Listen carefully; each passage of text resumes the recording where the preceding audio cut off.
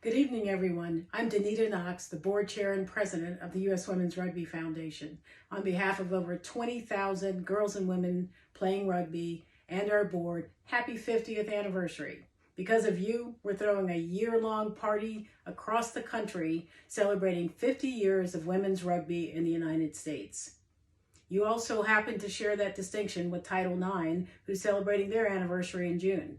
But for us as Ruggers, you're it. Our roots trace back to 1972, where the University of Colorado and Colorado State University made the decision to take the rugby pitch. As young women in cutoff jeans, tube socks, and oversized jerseys, you began our revolution in the United States. So, let's talk a little bit about what that means and what your decision then did for our sport now. Today, there's over 1,000 girls and women's teams in the United States.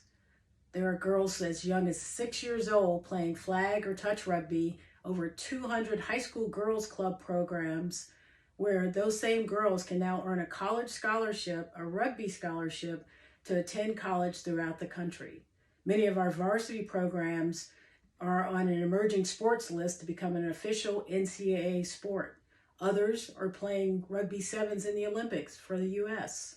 Our 7s and 15 players are getting professional contracts to play in packed stadiums in the U.S. and abroad, and our referees are refereeing both domestically and across the globe at the highest levels of the game. For an impact of 50 years, that's not too bad. The quality of today's game is phenomenal compared to what we all played back in the day. But women's rugby is the fastest growing sport, not just in the U.S., but globally. Whatever level you played rugby at, the core of what you loved in the sport back then and even now is still true for all of us.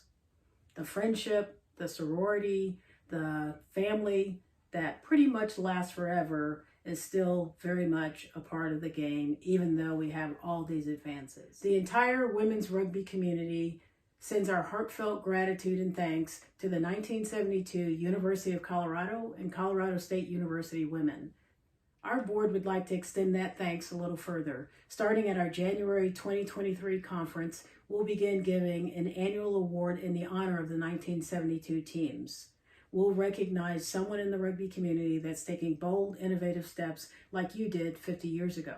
We'll also recognize the 1972 teams in our online history museum so that all the world can see it, and it'll be archived forever in the Library of Congress. So again, on behalf of all of our members, our board, and our community, thank you so much and enjoy the rest of your celebration.